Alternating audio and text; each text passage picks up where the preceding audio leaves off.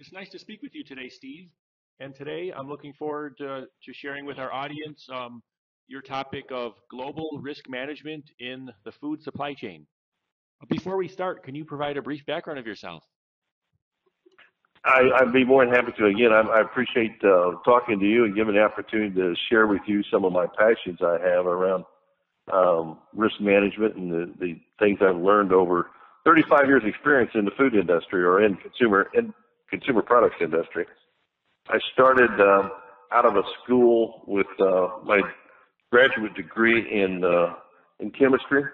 Went to work for Quaker Oats, where I was held positions of many different positions, but the final position, the highest level, was the manager of quality assurance for their largest manufacturing facility in Cedar Rapids, Iowa. I learned a lot of basic stuff. So it was a great company to work with and for. From there, I went to Clorox, where I was the global head of quality for that organization. And it's kind of where I really transitioned from what I see our current systems that we've been using for many, many, many years, which I believe are inspect and reject systems, to where companies need to move into the concept philosophy of being able to use predictive tools, predict and prevent issues from happening. So anyway, I went on to Gerber Products Company, global head of quality there. I applied these same concepts, philosophy with that company. Left them, I think in 2007.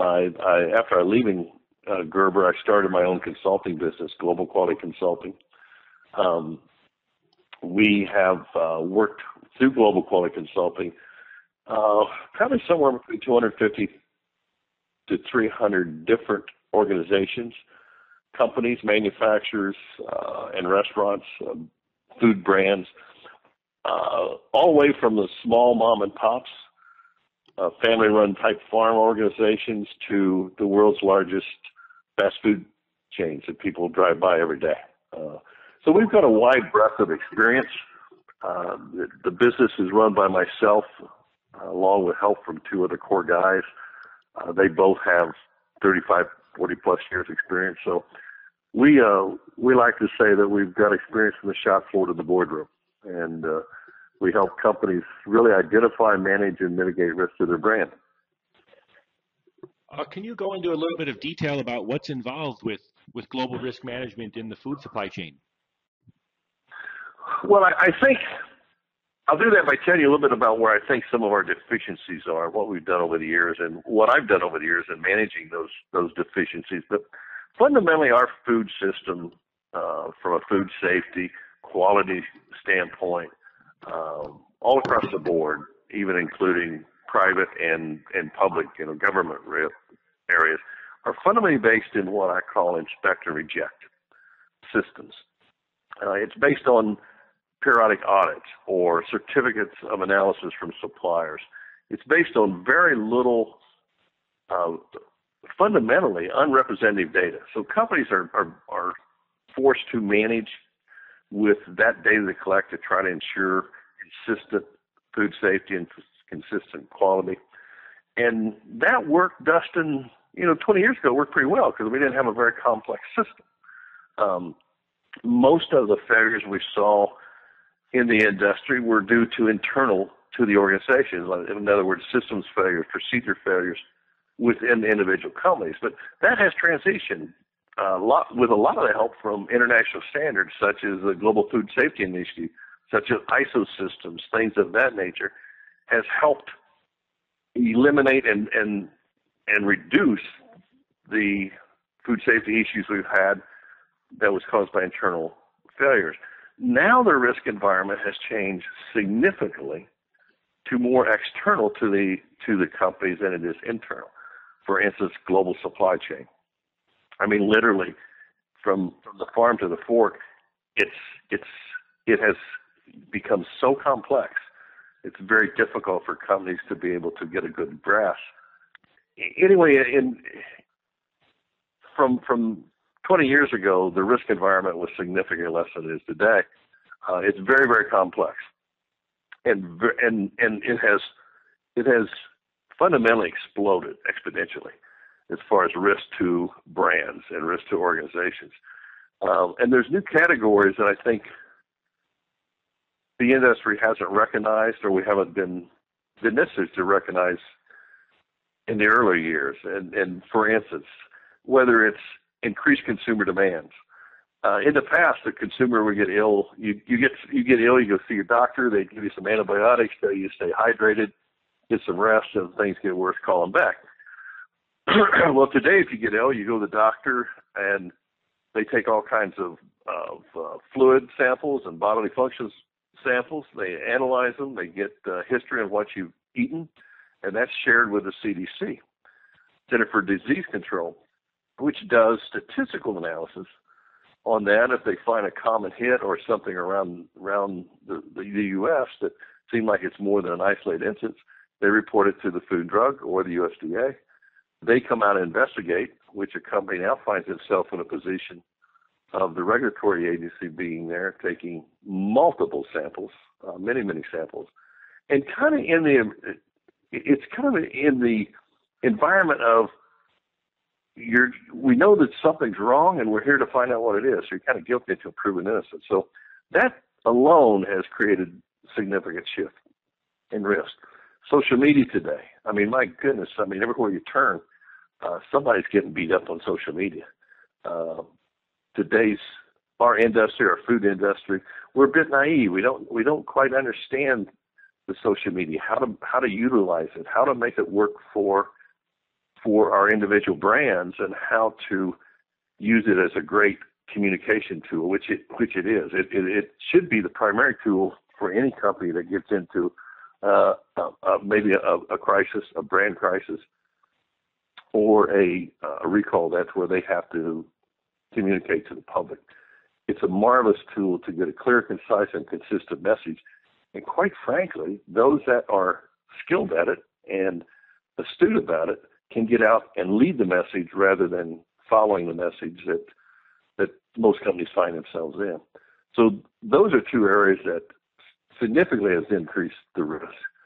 And the third area, and probably I think one of the greatest that we face in the industry, is the global supply chain. I would be willing to bet that 80+% of companies really cannot track back the supply chain. They purchase an ingredient from a supplier, even a well-known, well-recognized supplier, a huge company, but yet they don't know how far it goes back. What's that chain look like? What does their suppliers look like? And their suppliers look like? What's their culture? Is it coming from an area in the world where the culture is different as far as food safety than what a U.S. company would expect, or a company in Europe would expect and handle? You just have to look at the recent headlines. You look in Asia, where you've seen where infant formula was contaminated with melamine to increase the protein levels, which means higher price, and yet it's poisonous and been related to some fatalities, which has destroyed the infant formula industry in China. But those cultural things and understanding of how to deal with them various companies are something that most companies don't recognize or even have the ability, the resources, the ability to gather that information. So if I put all that together, to me, I see companies are struggling with and manage their business with either a lack of intelligence from their surrounding supply chain, their surrounding environments, and their risks, and or it's not comprehensive enough. It's not deep enough that they can make solid risk mitigation. Most companies don't look at their products from a true risk standpoint. In other words, putting them in risk categories, getting the right metrics where they can now evaluate on a continuum basis, predict and prevent issues from happening. So I think that's the challenges that the food industry is going to, hopefully, face in the future. I'm not sure they all recognize or see it the way I see it. I think they're, to their defense, in my years' experience working for major companies I just talked about, it's difficult to look at it from an outside-in piece. You've got a business to run. Most people work 50, 60 hours a week. They're not trained, experienced in, or educated in the facts of fundamentally doing holistic or comprehensive risk evaluation and risk mitigation planning. They do for other areas such as health and safety, fires, tornadoes, things of that nature. They're pretty good at that. But when it comes to product and brand fundamental risks, I think that's not a priority or a focus. They haven't, as an industry as a whole, we haven't really transitioned into that. But I'm a firm believer that the sooner we do that, the sooner the industry recognizes that and start applying some very practical business tools to be able to gaze around the corner, see what might be coming their way, the better off they're going to be.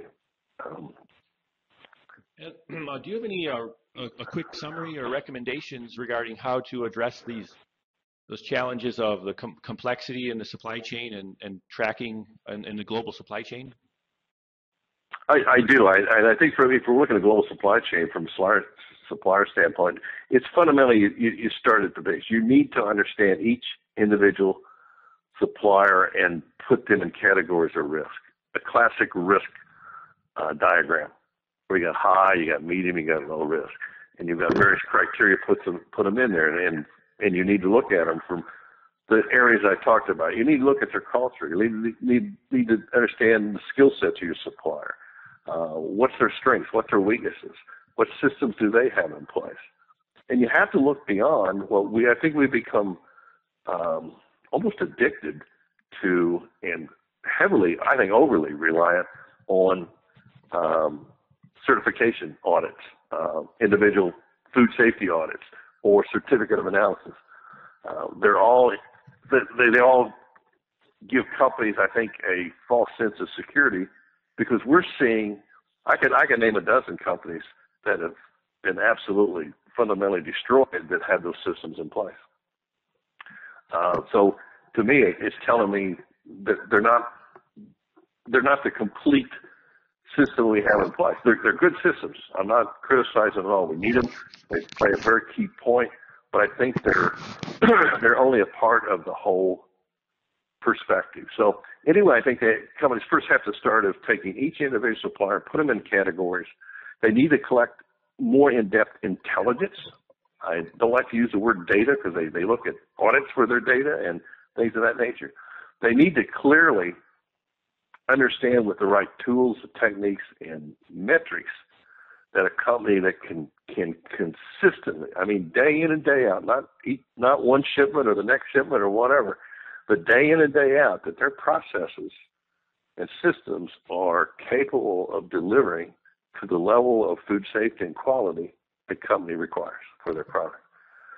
That now becomes a very broader part of what I call enterprise-wide intelligence that's now available to the organizations to be able to really see clearly all the way from lower management, or even feeling it on the shop floor, to the C-suite, the level of risk a company is exposed to and how well they or their suppliers are mitigating that risk.